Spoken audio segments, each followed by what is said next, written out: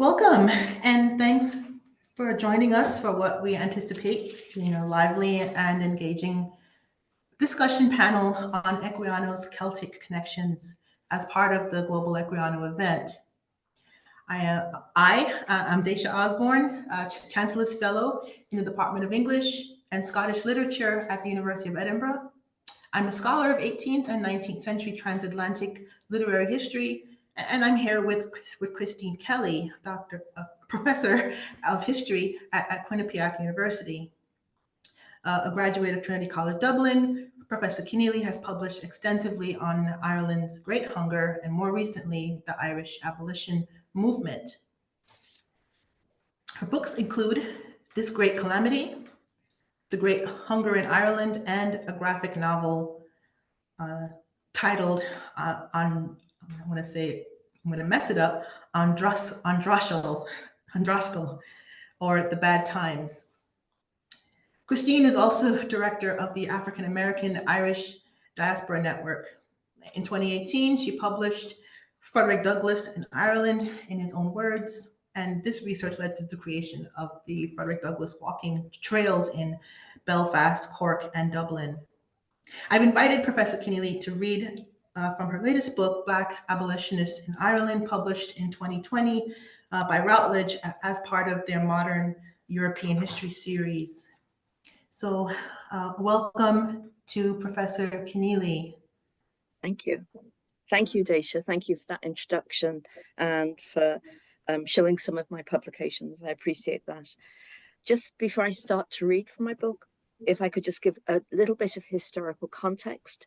So at the time of Equiano's visit to Ireland, Ireland was a colony of Britain and had been since the 12th century. It took some time for it to be completed, but the conquest of Ireland was completed by around 1603. Irish nationalists tended to use the language and the trope that they were slaves of Britain.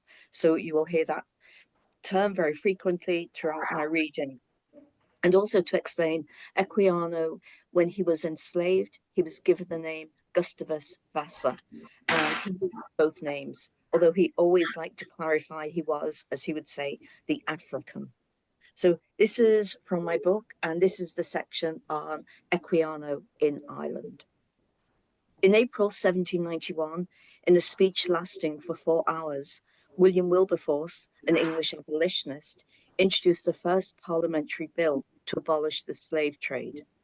It was easily defeated, to some extent falling victim to a conservative backlash as revolutions raged throughout Europe and the West Indies. In a letter published in numerous newspapers, Granville Sharp, a fellow campaigner, asked supporters, including those in Ireland, to regard the outcome of the vote as a delay rather than a defeat. Shortly following this, in May 1791, Odela Equiano sailed to Dublin to oversee the 4th edition of his narrative. He would remain in the country for 8 months. Like Frederick Douglass 50 years later, Equiano was in Ireland at a time of heightened political tension. For the most part, the 1789 revolution in France had been welcomed by Irish people. Within only weeks of being in Ireland, Equiano would have witnessed massive demonstrations celebrating the 2nd anniversary of the French Revolution, which was hailed as a harbinger of liberty for all. At the time of his visit, there were large parades throughout the streets of Dublin, with banners celebrating the rights of men and stating, quote, "We do not rejoice because we are slaves, but because Frenchmen are free," unquote. In Belfast, the celebrations congratulated, again, quote, 26 millions of our fellow creatures, nearly 1/6 of the inhabitants of Europe, for bursting their chains and throwing off, almost in an instant, the degrading yoke of slavery. The inhabitants of Belfast and its neighbourhood desire strongly to mark their abhorrence of despotism, their love of liberty, and their attachment to the brethren of mankind. They dedicate this day to the commemoration of the greatest event in human annals. End of quote. Throughout the country, numerous toasts were drunk, including one to the King of Ireland and another to the Society for Abolishing the Slave Trade. Worryingly for the British government, the celebrations in Ireland also suggested that the revolutions in America and France were an inspiration for their own struggles to end colonial rule. It was into this cauldron of political activity and the forging of bonds between disparate oppressed groups that Equiano arrived in Ireland. His visit also coincided with the formation of the Society of the United Irishmen in October 1791, which marked a new departure in Irish politics and an unwelcome one for the British government. Inspired by the American and French revolutions, the United Irishmen were Republican nationalists who wanted a total political separation from Britain. They also promoted the concepts of liberty, independence, and popular sovereignty. Many of the movement's leaders were radical Protestants who urged an alliance with Catholics in order to unite under the common name of Irishmen. Although Catholics represented over 80% of Ireland's population, centuries of repression by the Protestant minority had systematically denied them of their basic civil rights.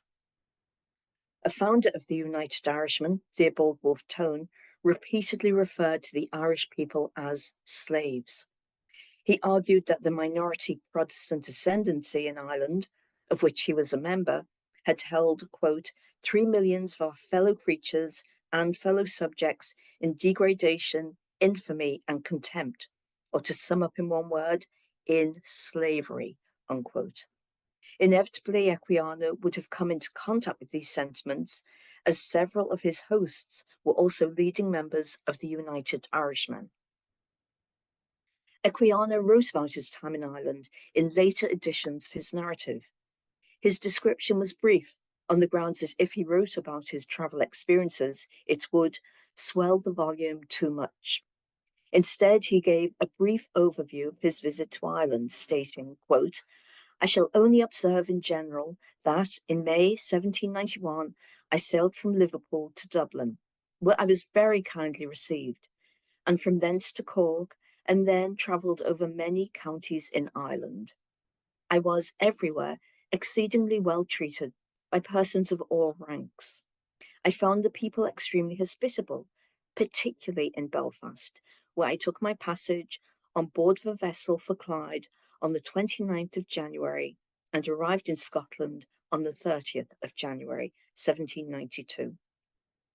His journey was similar to Frederick Douglass's, who left Belfast in the north of Ireland in January 1846 and from there sailed to Scotland. Similar also to Douglas over 50 years later, Equiano had travelled to Ireland to oversee the publication of an Irish edition of his life story. On the 31st of May 1791, the newspaper, the Freeman's Journal, announced the arrival of the 4th edition of the narrative, corrected and enlarged, and stated that it was on sale in bookshops in Capel Street, Dame Street, and Grafton Street, all in Dublin. The Irish publication was also announced in British newspapers. The Irish edition of the narrative was 359 pages in length. The cover was half-carved over marble boards, spine gilt with blinded tooled ornaments. As was the case with the earlier editions, it was printed and sold by the author. The frontispiece also stated that the book was available at the Dublin Chronicle office and other booksellers in Dublin. A separate page was dedicated to Robert, Lord Archbishop of Dublin. Equiano had attracted enough Irish subscribers to warrant including separate lists of British and Irish subscribers. The Irish list showed the extent of Equiano's patronage, including the Archbishop of Dublin, the Duke of Leinster, the Earl of Ormond, the Lord Bishop of Cork, the Lord Bishop of Meath, and Henry Howison, the Lord Mayor of Dublin. Subscribers also included 3 leading members of the United Irishmen, Oliver Bond, Napa Tandy, and Samuel Neilson. The women donors were Lady Louth, Lady Milltown, Lady Moira, and Lady Cecilia Latouche. In total, there were 70 subscribers from Ireland, including both religious ministers and women, and they represented all parts of the country, namely Armagh, Athlone, Belfast, Carlow, Clonmel, Cork, Drogheda, Kilkenny, Limerick, Lisbon, Lurgan, Moate, Mullingar, Tandragee, and Waterford. The fact that the subscribers were overwhelmingly Protestant reflected the nature of Ireland's political and economic inequalities. Towards the end of his time in Ireland, Equiano travelled to the northern town of Belfast, then a stronghold of radical Protestantism. On the 16th of December 1791, when he was in the town, the Belfast newsletter announced that the narrative was now available in one handsome volume on good paper, price 4 shillings, sewed and written by himself with an elegant print of the author.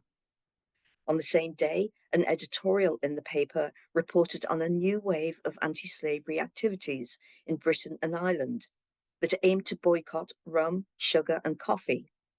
The editorial concluded with an appeal that, quote, whoever reflects on the well-attested instances of cruelty to the blacks, torn from their country for the purpose of raising luxuries unknown to former times, must, if he appealed to the native feelings of the heart, wish for a speedy abolition of a traffic which is a disgrace to every country which sanctions it, unquote. In Belfast, Equiano stayed with the family of Samuel Neilson, a founder and one of the most radical members of the United Irishmen, which had earned him the nickname the Jacobin. Born in County Down in 1761, the son of a Presbyterian minister, Neilson was also a successful businessman. His home was a hub of political activity, and inevitably, while staying there, Equiano would have met other leading members of the United Irishmen and engaged with them on political issues. Neilson was also editor of the bi-weekly Northern Star newspaper, which first appeared on the 4th of January 1792, while Equiano was still a guest in Neilson's home. The paper was a mouthpiece for the United Irishmen, urging its readers, quote, unite and be free, divide and be slaves, unquote. A large part of its columns were devoted to events in France. Significantly, its support for freedom and for the rights of man were not limited only to Irishmen, but extended to ending the slave trade. The first edition of the paper included an anonymous poem called The Negro's Complaint, which commenced, forced from home and all its pleasures, Africa's coast I left forlorn. Readers were urged not to consume West Indian produce, especially rum and sugar, describing their consumption as being responsible for, quote, positive and downright murder, unquote. The success of Equiano's time in Belfast led to a letter of introduction being written on his behalf in December 1791 by Thomas Digges. Digges, a Catholic born in Maryland, had subsequently moved to Ireland, where he worked closely with leaders of the United Irishmen. Digges met Equiano on a number of occasions, and each man appeared impressed with the other. Digges' letter was reprinted in subsequent editions of the narrative. It stated, the bearer of this, Mr. Gustavus Vassar, is an enlightened African, of good sense, agreeable manners, and of an excellent character, and who comes well recommended to this place, and is noticed by the first people here. He travels for the purpose of vending some books written by himself, which is a narrative of his own life and sufferings, with some account of his native country and its inhabitants. He was torn from his relatives and country by the more savage white men of England at an early period in life, and during his residence in England, at which time I have seen him with Sir William Dolben, Mr. Granville Sharp, Mr. Wilkes, and many other distinguished characters. Mr. Vassar has an irreproachable character and was a principal instrument in bringing about the motion for a repeal of the Slave Act. I beg leave to introduce him to your notice and civility, and if you can spare the time, your introduction of him personally to your neighbours may be of essential benefit to him. End of quote. On the 29th of January 1792, Equiano sailed to Scotland. The day before he left Belfast, a large public meeting had been convened in the town for the purpose of presenting to the Irish Parliament in Dublin a petition on behalf of Catholics and asking that they be allowed to be members of that Parliament. Samuel Neilson and Thomas McCabe issued a statement supporting the petition, explaining, "As men and as Irishmen, we have long lamented the degrading state of slavery and oppression in which the great majority of our countrymen, the Roman Catholics, are held, nor have we lamented it in silence." During the course of the meeting, reference was made also to ending the slave trade, on the grounds that freedom was an inheritance and a right of all people, whatever their religion or their colour. It is highly probable that Equiano attended the meeting, given his close association with Neilson, who was one of the main speakers. The debates taking place in Irish politics had parallels with some of the debates taking place in the abolition movement, and would have been familiar to Equiano as he brought his Irish sojourn to a close. During his 8 months in Ireland, Equiano sold 1,900 books, which almost equaled the Irish sales of Thomas Paine's The Rights of Man, which was also a bestseller. However, Equiano's time in Ireland had also coincided with news of a slave revolt in Haiti, then called San Domingo, with early reports in the Irish and British newspapers focusing on the violence of the insurgents. Several newspapers even blamed the abolitionists for emboldening the Haitians to seek their liberty. Sections of the Irish press were more sympathetic, however. The Belfast Newsletter, for example, informed its readers, "The late disasters in this unfortunate colony, particularly the burning of Port-au-Prince, are to be ascribed solely to the direct breach of faith with the people of colour on the part of the whites. As soon as the Negroes appeared to be quelled, the whites refused to execute the agreement. Such instances of folly, treachery, and insolent cruelty ought to make those who have roundly charged the advocates for the abolition of the slave trade with being authors of the calamities in Domingo somewhat more guarded in their future assertions, if not ashamed of them." Regardless of some negative reporting about the revolt in Haiti, abolitionists in Ireland and England, including Equiano, remained determined to continue to agitate to end the slave trade. For them, and for later generations of Irish abolitionists, Toussaint Louverture was clearly a hero. Overall, from the time of Equiano's visit to Ireland to the visit by Frederick Douglass and beyond, Irish anti-slavery activists located themselves at the radical end of the abolition movement. To conclude, Equiano's time in Ireland, where he engaged with radical Republican nationalists, undoubtedly helped to keep anti-slavery at the centre of the Irish demand for liberty. It also marked a significant step in locating abolition in the wider demand for international human rights. Equiano returned to Britain in early 1792, where he continued to associate with abolitionists and other political activists. He died in 1797. In 1807, the British Parliament voted to end the slave trade. Equiano's contribution to this and to other fights for justice had been immense. Thank you.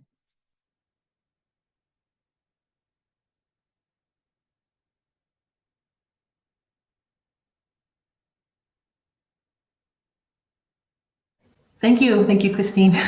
That was an amazing weaving of the atmosphere and the milieu at the time of Equiano's arrival, and a good grounding in historical context. And there's going to be a lot. I think we have a lot of space for discussion here. And before I move on, we move on to Scotland. I just wanted to just very quickly mention the work of people who have done work on this as well. And I think your work and the work of Nini Rogers works situates itself really well in this context. So just a quick note here. Right. So as Christine suggested or said, Equiano leaves Belfast and he goes directly to, he arrives in Greenock in Scotland the very next day after he left in the end of January 1792. And this was the start of, effectively, unofficially rather, of his Scottish tour, which included the publication of the 5th edition of the interesting narrative that was published out of Edinburgh in May of 1792.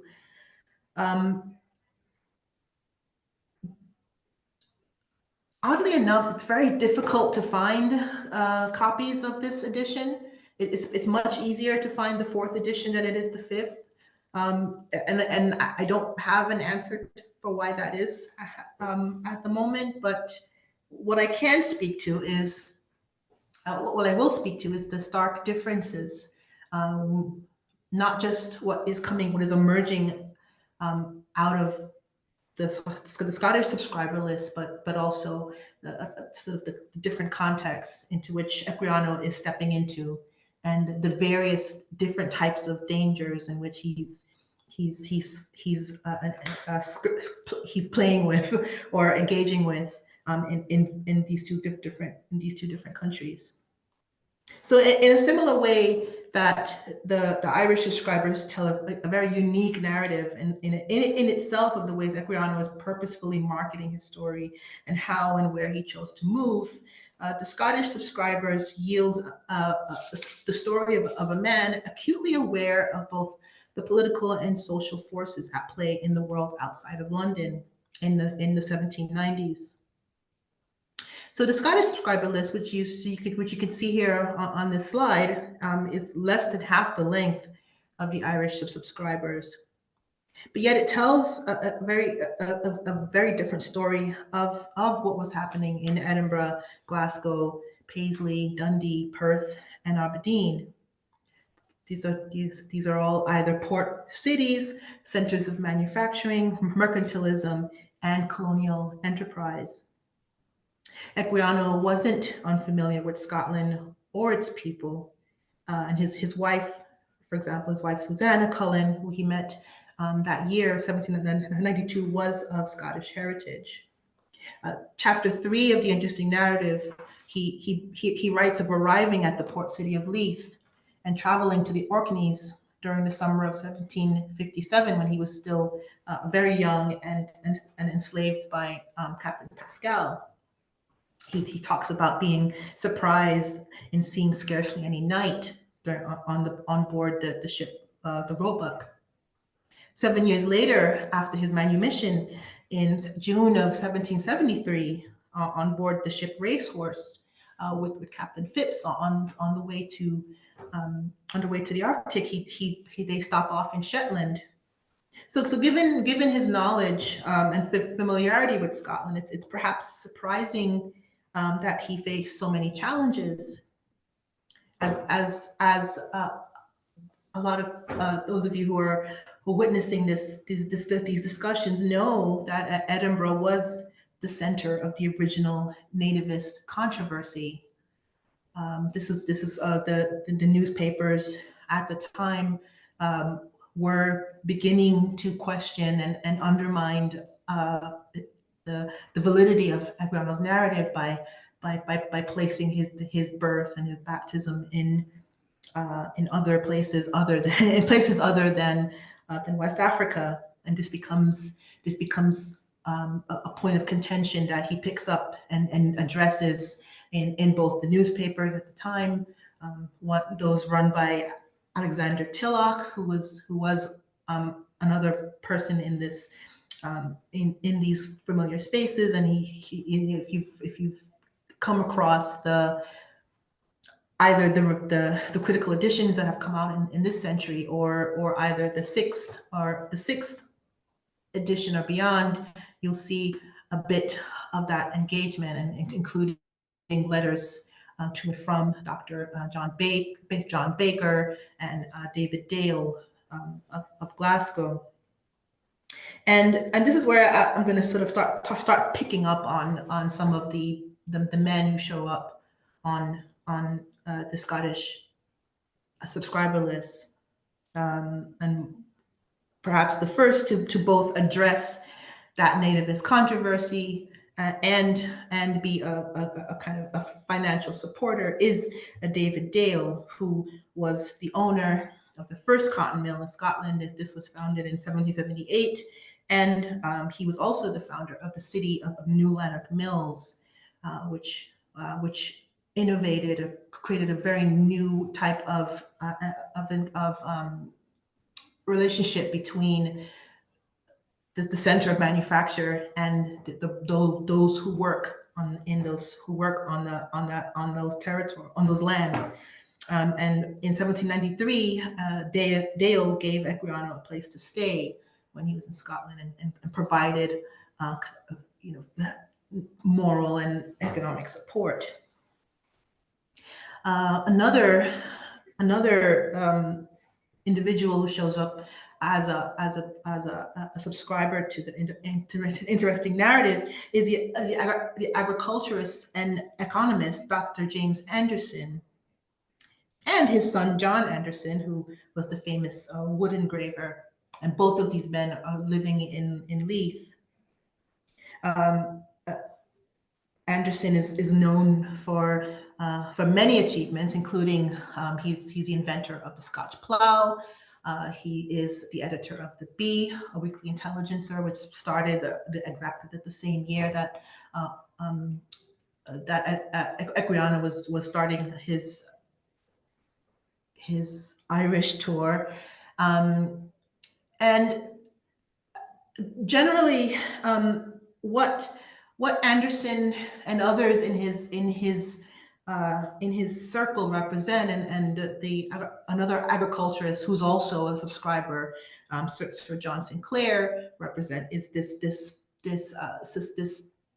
subset of the Scottish population who are agriculturists, but also agriculturists who are rejecting the new and innovative approach to economics as laid out by Adam Smith.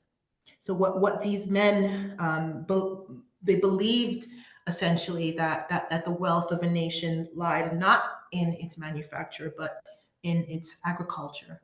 And there is another much larger conversation to be had about this. And I think where Equiano situates here is going to be really a fascinating outcome of that conversation.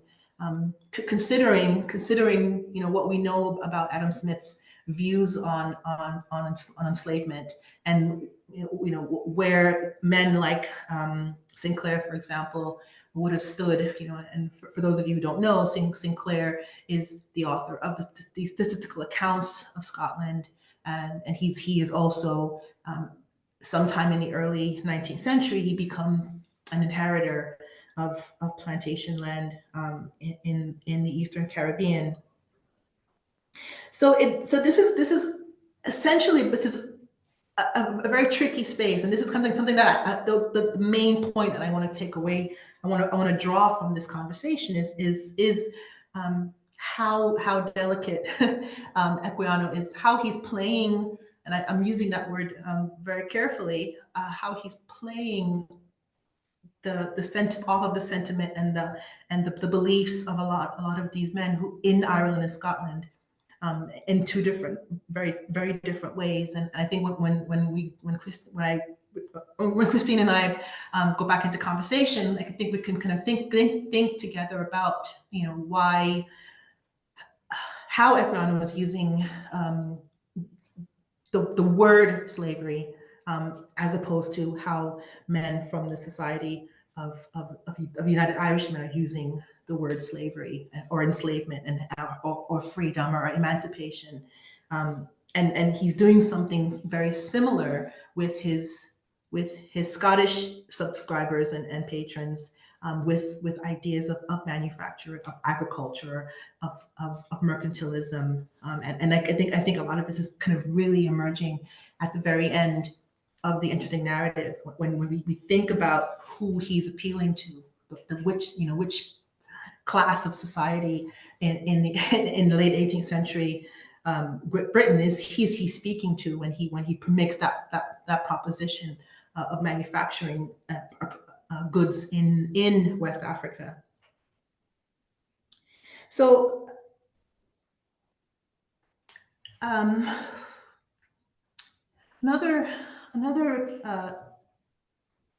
subscriber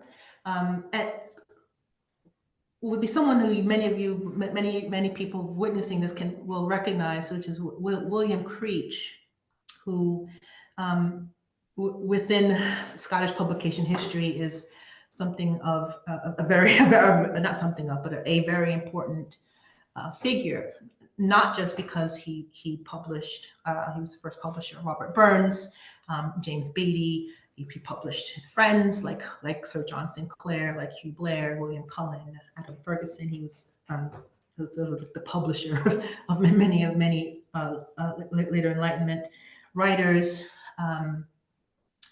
But also, I think this represents that line, or the borders of the kind of the sort of spaces that the Equiano is addressing, and who is responding to this text.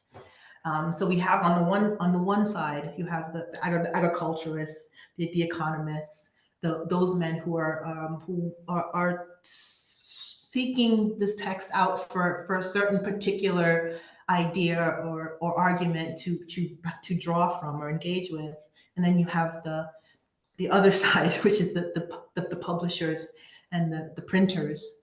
And someone who was also very good friends with Creech is also on this Irish list, Thomas Cadell, who's another kind of printer and publisher, engraver. These are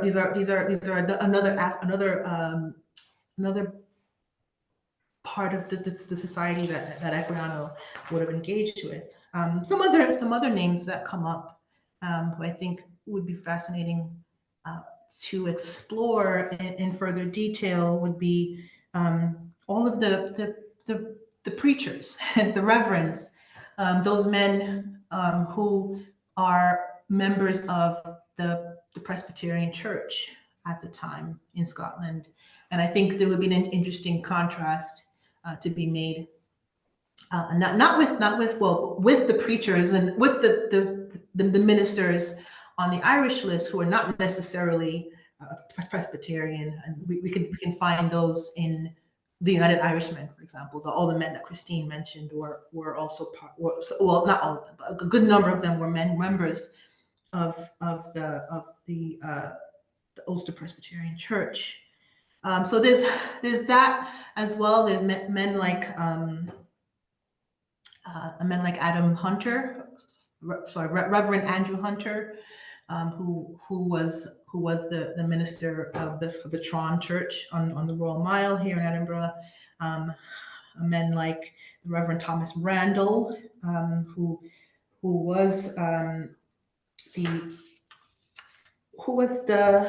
whose son became the Archbishop of Canterbury. He's a really interesting, move here. Who also, again, and here's the third, introducing the third community of of men here, which are the enslavers. And again, this is something that's hasn't been explored in much detail, but I think there's a lot out there for us to think about. So for Thomas Randall, for example, who had ties or connections to plantations in Tobago, or other men like Elphinston Balfour, who is not a very well-known individual, but he shows up in my research on the Scots in the Ceded Islands in the late 18th century. His family had connections through marriage and through birth to plantations in St. Vincent and Grenada. So I'm gonna end here, because I think it'll be good for us to start talking to each other's presentation. Christine, I'm gonna stop sharing. Okay. And, Hi. So again, thank you for your for what you had to say. I think there's a lot for us to kind of to explore here, and I signaled to some of that in what I just had to say, and particularly I wanted to press you or ask you what you thought about what was actually happening in these encounters that Equiano was having with these men, these United Irishmen. And how much, another question to add on to that would be, how much can we push that identity or the category of Irish? One of the things that I was really keen on trying to do was trying to figure out who was Catholic and who wasn't on that list. And I wondered if you have anything to say. Yeah. That. Yeah. I think looking at Equiano through the prism of subscribers is really interesting. It makes me want to go back and think about the Irish subscribers. But most of the religious people on that list were Protestant generally and Anglican in terms of part of the Anglican hierarchy, because Equiano himself was Anglican. He wasn't Presbyterian. But again, I suppose in Scotland, Presbyterianism was stronger, but in Ireland, he tended to have Anglican support. I think it's interesting, the women who supported him in Ireland, they tended to be quite aristocratic, so quite wealthy, quite affluent. Yeah. And then even, again, I think when we think of Irish nationalism, it tends to be, we think of it in terms of, Catholics against Protestant. But the late 18th century was a particular time in Irish history where particularly the Presbyterian, the Unitarian influence was very strong, and it was a very radical sort of Protestantism. That really changes in the 19th century when Irish Protestantism becomes much more Catholic. Irish Protestantism becomes much more anti-Catholic and much more conservative. But in the late 18th century, it is, people like Theobald Wolfe Tone, he was an Anglican, very radical. A lot of the United Irishmen, especially from the north, they were radical Protestants. So that's where he's getting his support. And in some ways, I talk about the United Irishmen. I think when we look at Equiano's larger trajectory, he is somebody who's he's deeply religious. He's very Christian, but he's somebody who also is politically radical. And after he leaves Scotland, he returns to London and he becomes involved again in very radical activities. And it seems because of that, he goes underground. When he dies, he's really out of public sight. So I think in Ireland, he's garnering a wide amount of subscribers, and they are Protestant. But also what's very clear is, again, that United Irishman message that Catholics have been oppressed and we must work with them. And he very clearly works across all religious divides. So in that sense, he's very, don't say modern because he's of his time, but he's very inclusive in terms of the people he works with, and the people who support him, I think, are very inclusive. Yeah, thank you. I agree. And I'm just thinking at what point, because I'm going back to the interesting narrative, that there was a point where he was like officially a Methodist. So that I wonder how much that also changes. And again, going back to the Irish subscriber list, and I did do a little bit of digging into this, and there are so many men with the surname Allen, and it turns out that family, the Allen family, including William Allen, who was the printer and engraver, they were Quakers. And so that to me, that is very interesting what was happening there. And the Dublin-based Quakers who lived on Dame Street, they lived on the very same street in which the text was being printed on. And again, going back to the narrative, there's, the Quakers are having, particularly the Philadelphia-based Quakers who he really first encounters Christianity through them. He's learning it, and he's having this appreciation for their abolition, their certain particular branch of abolition, hearing preaching for the first time, and for him to kind of transfer that into Dublin. Yeah, and I think the Quakers in Ireland are so interesting because they're minority. and they're seen as being non-conformist Protestants, so they're excluded. So like the Catholics, they cannot be members of the Irish Parliament, and later they cannot be members of the British Parliament, in fact, till I think 1858. But they're always at the forefront of social reform. And again, I think it's because of their own status as having been excluded. So they want prison reform, treatment. They're often pacifists, they're often temperance. They want fair treatment for animals, etc. But it was the Quakers who, if we can jump forward to Frederick Douglass, who hosted Frederick Douglass, and it was the Quakers who reprinted his narrative. So the Quakers have really, in Ireland, despite their small numbers, have been very much at the forefront of issues for social justice. And even, I think that record has continued to very recently. They're greatly admired because of that. So I'm not surprised that some of the people on the subscribers list are Quakers. And we talked, it's been very male, but Quaker women as well, and women abolitionists, they get forgotten, but women really were the backbone of that whole abolition movement. Yeah, I mean, on that point, I mean, one of the men on the Irish list was a man named John Blackford, and doing the little bit of digging I did, it turns out he's the son of Theodosia Blackford, and the brother of Mary Teague. Okay. So yeah. It's very, very, and Theodosia Blackford was also known at the time as a very kind of outspoken Methodist abolitionist. So there's that undercurrent as well. He's being able to draw out these very marginal folks and give them, and it just the presence of their names on the list kind of gives life to the movements in which they were a part of. Yeah, again, just the Methodist, because Frederick Douglass was Methodist, and people assumed he was anti-religious because he was so critical of the churches being complicit. But in fact, again, he was deeply religious, but he was very private about it. And interestingly, when he went to Scotland, he after Belfast, he went to Scotland, and he actually offended the Presbyterian Church because at that point they were taking money from Southern churches, and his campaign was send back the money, which actually lost him a lot of Presbyterian support. But he stuck to his principles. Right.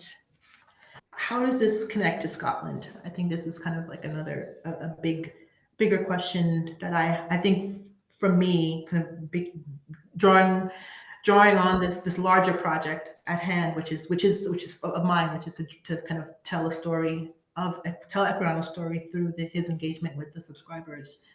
It's very fascinating to see the contrast. On that point of agriculturalists, for example, and mercantilists, there's on the surface there is this parallels. You have men like Lyndon Bolton, like Oliver Bond, like Samuel.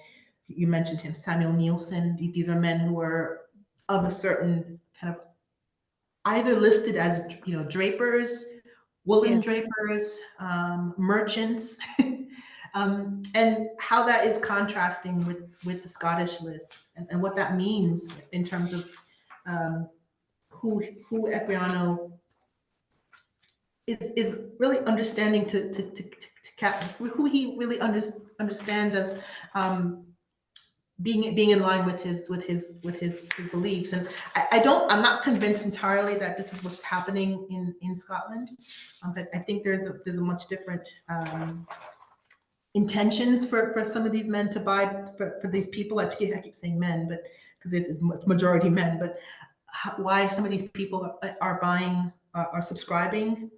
I think there's something in line with what some of the London subscribers were doing at various stages up till 1794. Some of them were they were issues of libel. At some point, the newspapers tell a very interesting story at the time about people checking for names or stories to sort of see themselves in it. And I'm not sure what the extent that is in Scotland, but again, there's a lot here to say, and there are parallels with terms of men and their professions, but I just don't know if there is enough to kind of make a blanket.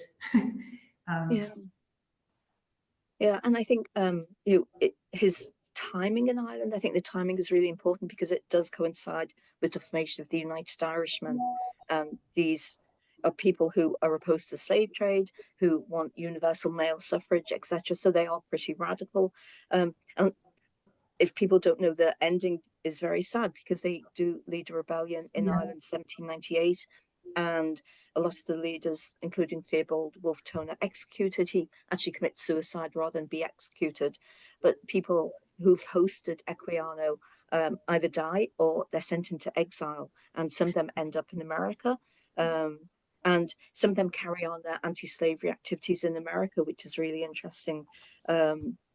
So I think because of the timing of his visit to Ireland, he's there when Ireland is on the cusp of a major uprising, and very much fueled by ideas of what's happening in America, France, and Haiti. I mean, I think the Haiti connection is again really interesting, and the way in which the press respond to it in Britain and in Ireland, much more sympathetic.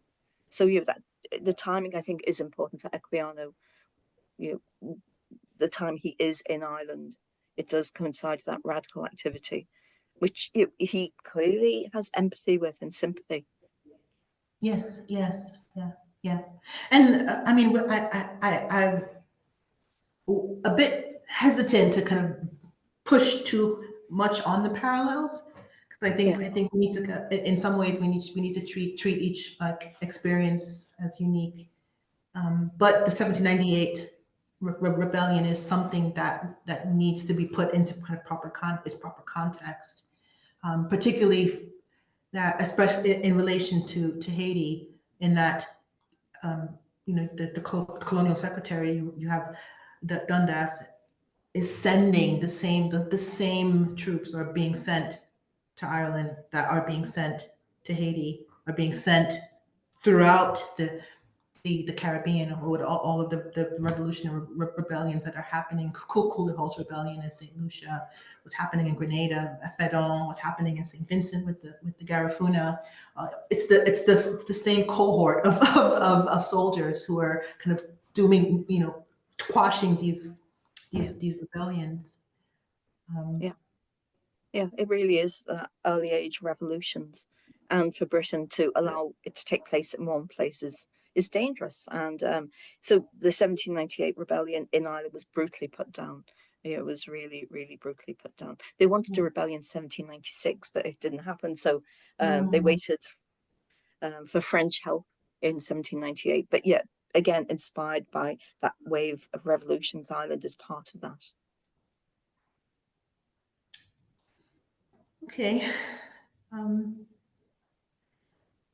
think maybe we can end here. Can I just add one more point? And it's Frederick Douglass' point, but right. because again, the idea, we Irish are slaves, we Irish are slaves. And when Frederick Douglass visited 1845-46, he heard those same arguments. And Frederick was in Ireland for 4 months and he waited. But when he was in Limerick speaking, and again, someone in the audience here, we understand because we are slaves too. And he actually challenged them. And he said, no, you're not slaves. If any person in this audience is a slave, I will support them. He said, you are oppressed, but you are not slaves. You have freedom to walk out of this meeting. You have freedom to leave your job. You have freedom to emigrate. You are not slaves. And I just think it's important that I use the word slaves a lot today because I'm quotes, but I understand, I'm sure Equiano understood, and Frederick Douglass very clearly stated there is a difference and we have to recognize that difference. Yeah, and it's interesting that Douglas had the space to respond in that way, and 40 years prior, we're not sure if Equiano would have had the same. 50 years prior, not sure if Equiano. I mean, there's no documentation of him responding in such a way, and I think this is kind of what was the initial question I had about the use of that word. I mean, Equiano is very very careful and aware of it. And he's making very, very distinct abolitionist appeals, but he's also understanding of the metaphorical use of that term, and it's something that could easily be seen, in the examples that you read, and also the poetry at the time. This, I mean, that one text that I encountered in the research for this was a poem called the Irish Helot, and Helot being the ancient term that was used for Spartan, what this, the type of slavery that was practiced in ancient Sparta. And so you have that kind of useful metaphor for slavery being evoked in the Irish context. I